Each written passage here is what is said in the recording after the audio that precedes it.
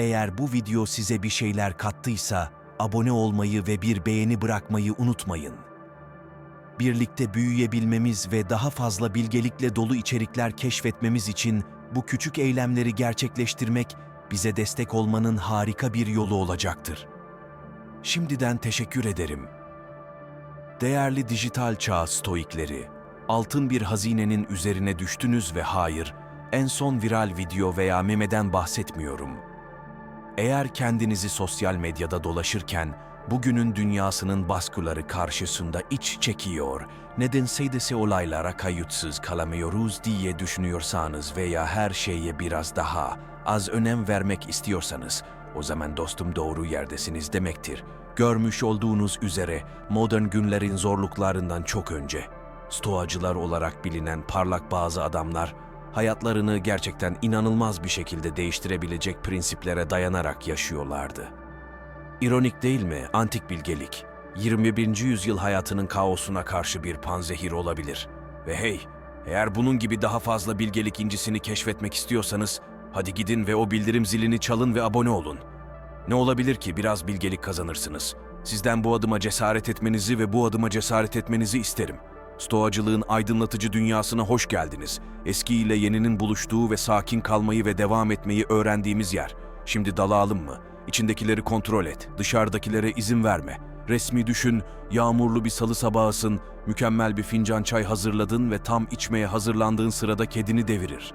Eski sen belki de iç geçirirdin, Whiskers'ı, hatta evreni suçlayabilirdin, ancak işte bir stoik düşünce. Gerçekte, efsanevi Seneca'nın dediği gibi, şeyler gerçekten olurmuş gibi hissettiririz. Hayal gücümüzde acı çekeriz. Gerçek şu ki, olaylar gerçekleşir, çay dökülür, kediler yaramazlık yapar. Kontrol ettiğimiz şey, tepkilerimizdir. Hayal gücümüzün önümüzde karanlık bir gün çizmesine izin vermek yerine, onu güle oynaya atlatabilir ve başka bir fincan demleyebiliriz. Dünya bize sürekli tuzaklar atacak, ancak tepkilerimizin gücü tamamen bize ait.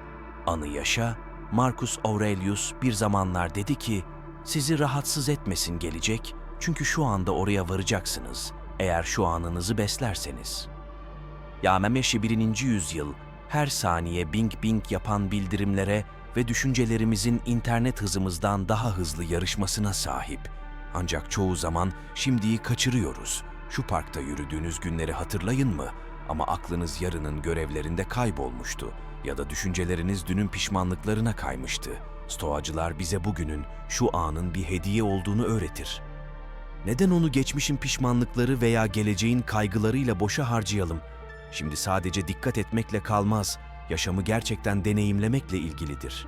Yemeklerinizi tadını çıkarmak, arkadaşlarınızı dinlemek ve yüzünüzdeki rüzgarı hissetmek. Dünün pişmanlıklarını ve yarının kaygılarını bırakın, hayatın büyük dokusunda bir araya getirilen küçük anlardır mutluluğumuzu tanımlayan.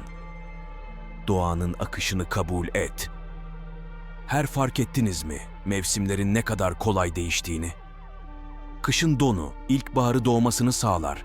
Ancak hayatın değişimleriyle karşılaştığımızda işte o zaman direniriz.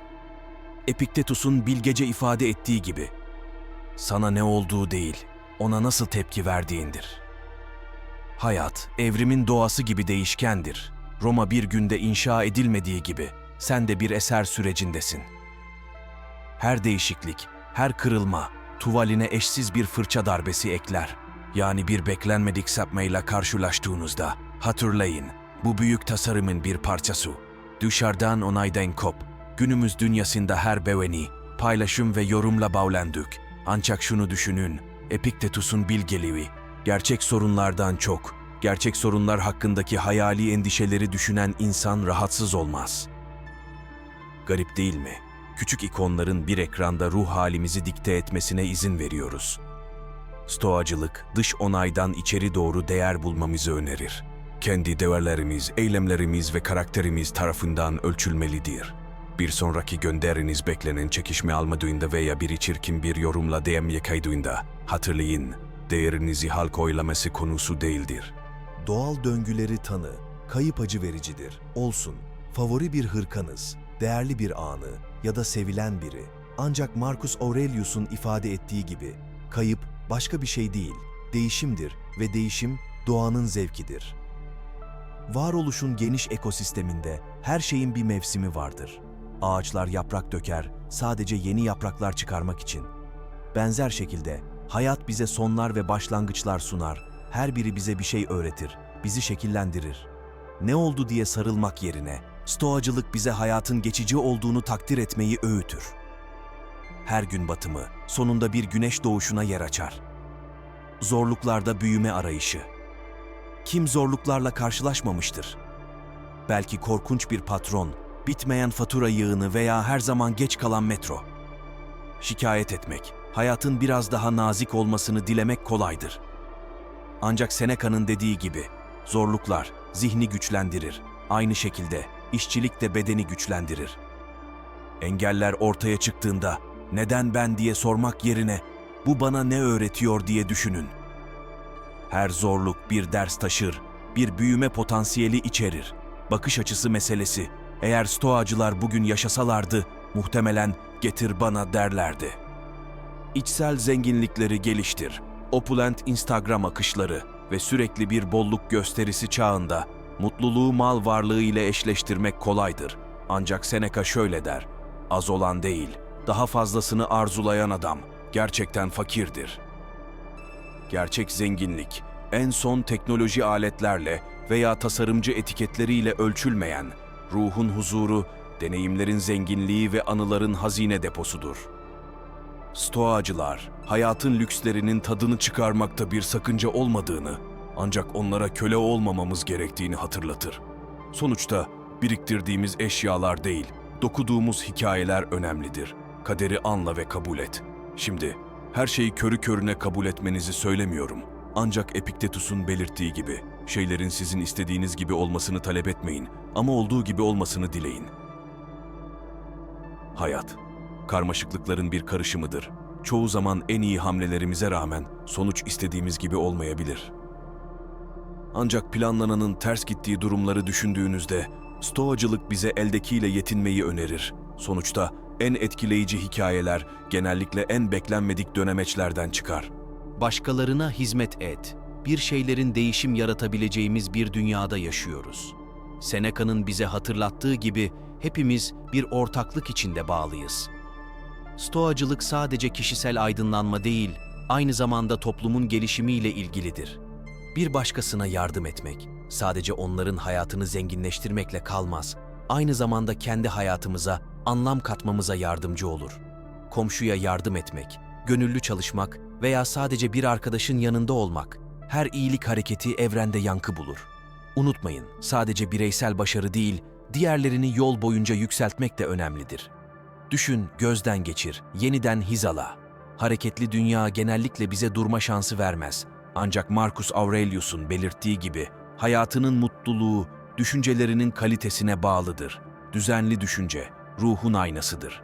Bir an durup içselleştirmek, kalıplarımızı tanımamıza, yollarımızı yeniden hizalamamıza ve perspektifimizi tazelememize yardımcı olur. Bunun için bir yaşam sistemi güncellemesi gibi düşünebilirsiniz. Eylemlerinizi düşünün, hatalardan öğrenin ve küçük zaferleri kutlayın. Kendimizi anladıkça gerçek huzur ve içsel barışa doğru bir yol açarız. Bu 10 ilke, duygusuz veya soğuk olmakla ilgili değil. Bunlar, direnci geliştirmek, şimdiki anı kucaklamak ve amacı ve derinliği olan bir yaşam sürmekle ilgilidir. Sevgili sanal arkadaşlarım, bu aydınlatıcı stoacılık salonlarında bu perdeyi indirirken, bu eski prensiplerin nasıl da modern varoluşumuza mükemmel bir şekilde uyduğunu düşünüyorum. Gerçekten de bazı gerçeklerin zamanın ötesinde olduğunu gösteriyor, değil mi? Şimdi size küçük bir meydan okuma var. Aşağıdaki yorumlarda hangi stoik incilerin size en çok dokunduğunu paylaşmanızı isterim. Seneca'nın bilgeliği mi sizi etkiledi, yoksa Marcus Aurelius size yeni bir güvenilir dost gibi mi hissettirdi? Bu konuşmayı başlatıp birbirimizden öğrenmek için bu konuşmayı başlatmamıza ne dersiniz?